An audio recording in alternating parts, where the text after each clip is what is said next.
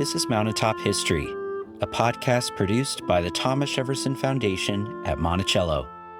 Mountaintop History brings forward meaningful stories from this historic home and plantation, from the past and from the present. My name is Kyle Chattelton. And I'm Olivia Brown. Thank you for joining us. We hope you'll learn something new. Today, I'm joined by Monticello guide Mikey Amos to talk not only about Thomas Jefferson's interest in Western exploration, but also some of the various expeditions that traveled into the interior of the North American continent. From a very early age, Thomas Jefferson was exposed to the mysteries of what they often referred to as the West. His father, Peter Jefferson, was a land surveyor and mapmaker for the British King George II, surveying land that was either new to the British Empire or hopeful to eventually be part of it. Peter Jefferson was a founding member of the Loyal Company of Virginia in 1749, alongside Joshua Fry, James Maury, Thomas Walker, and Thomas Meriwether, Meriwether Lewis's grandfather. The purpose of the Loyal Company was to petition for grants of land west of the Allegheny Mountains and recruit settlers to move into it. A few years later, Peter Jefferson and Joshua Fry, a professor of mathematics at the College of William and Mary, completed the first map of Virginia from actual land surveys, called the Map of the Most Inhabited Part of Virginia, containing the whole province of Maryland, or simply the Fry-Jefferson Map. Thomas Jefferson was 8 years old when his father finished the map, and it would be one he used as a basis for his own map and Notes on the State of Virginia from 1785, his only published book. In this same map, Jefferson included rivers beyond Virginia, like the Missouri, whose path had always been an interest of the Loyal Company of Virginia and his father. His early exposure to land surveying and British imperial interest in Western land territory clearly had an impact on the young Thomas Jefferson and continued to influence his later political life. Indeed, while Jefferson is well known for commissioning the Corps of Discovery, led by Captain Meriwether Lewis and Lieutenant William Clark, he did propose other Western expeditions prior to 1803. In 1783, Jefferson approached George Rogers Clark, a military officer, politician, and surveyor, to lead an expedition to explore the West, if money could be raised for the prospect.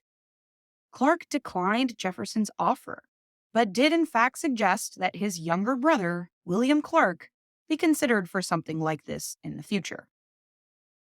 Though George Rogers Clark declined Thomas Jefferson's suggestion to continue Western exploration, Jefferson did not abandon the idea.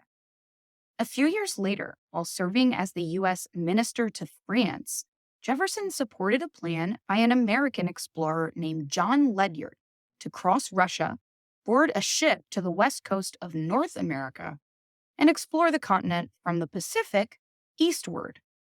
Amazingly, Ledyard did cross most of Russia, but a mere 200 miles from Kamchatka, the peninsula at the eastern end of the Russian Empire, he was arrested, accused of being a French spy, transported 4,000 miles all the way back to the Polish border, and charged not to set foot within Russian territory again.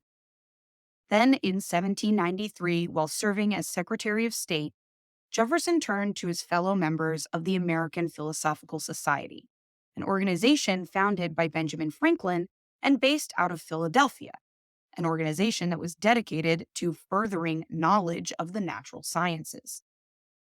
Jefferson was able to enlist support from society members to sponsor French botanist André Michaux to travel through the interior of the North American continent.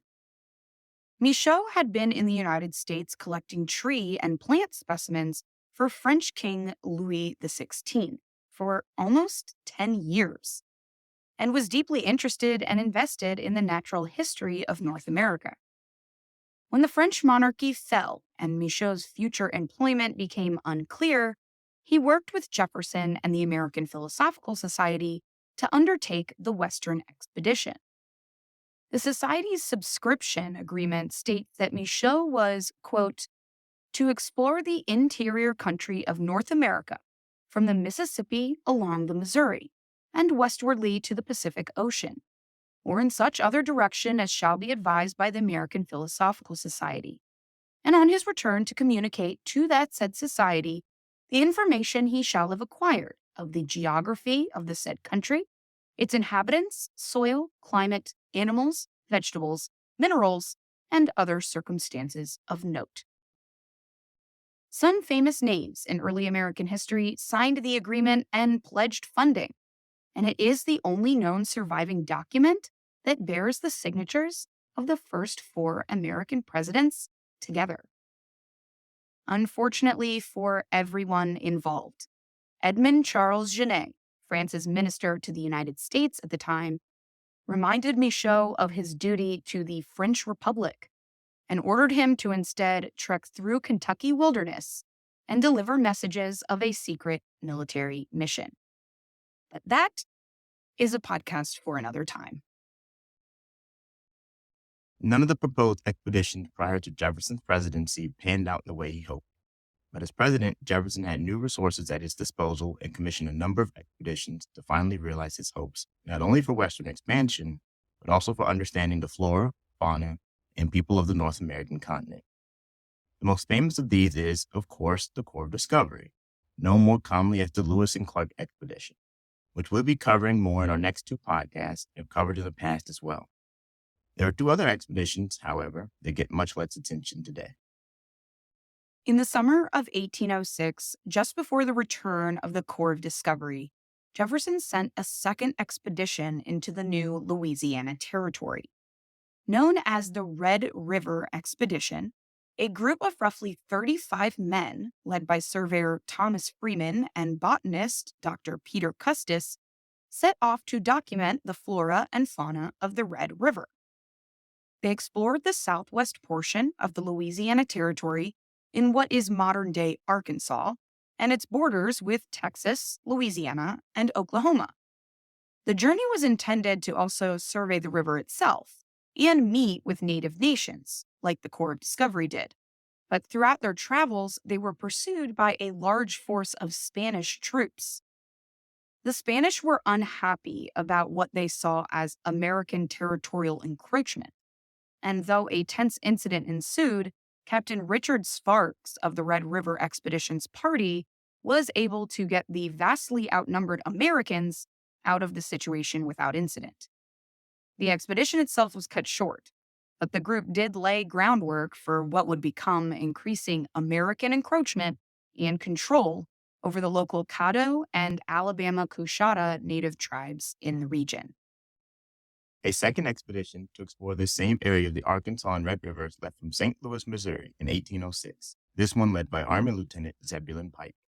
Considered to be the protege of General James Wilkinson, the governor of the Louisiana Territory, Pike was chosen specifically for this expedition after having already had experience traveling and exploring parts of the Mississippi River a few years prior. Pike's expedition, a detachment of 20 soldiers he called a, quote, damn set of rascals, passed through the present-day states of Kansas, Nebraska, and Colorado. They escorted delegates from the Osage, Pawnee, and Eoto native nations who had been visiting with President Thomas Jefferson and were tasked with continuing to meet other tribes of native people and create diplomatic relations with them on behalf of the United States government. Zebulon Pike's men were not equipped to handle the harsh winters of this region, however, and made several navigational errors as they tried to cross the Rocky Mountains. Eventually, the expedition accidentally made their way into territory claimed by Spain, and like the Red River expedition, had run-ins with the Spanish troops in the area. Pike and some of his men were eventually captured and led through New Mexico to the city of Santa Fe, and then through what was called New Spain into the modern-day Mexican state of Chihuahua.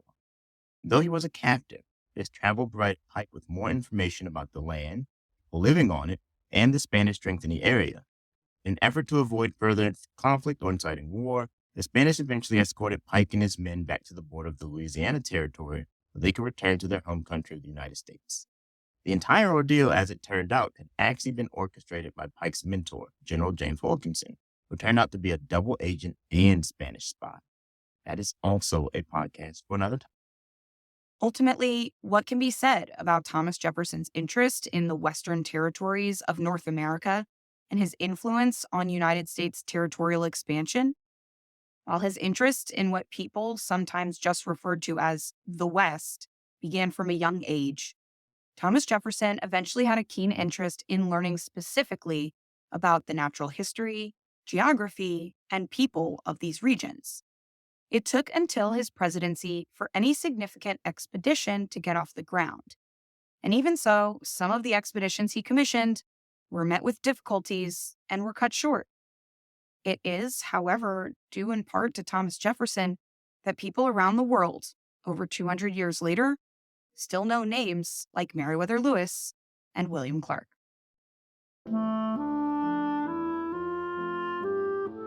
This has been another episode of Mountaintop History, a collaboration podcast between WTJU and the Thomas Jefferson Foundation. Join us for new episodes every 2 weeks on Apple and Google Podcasts, Stitcher, and the Virginia Audio Collective. To learn more about Monticello or to plan your next trip, visit us online at monticello.org.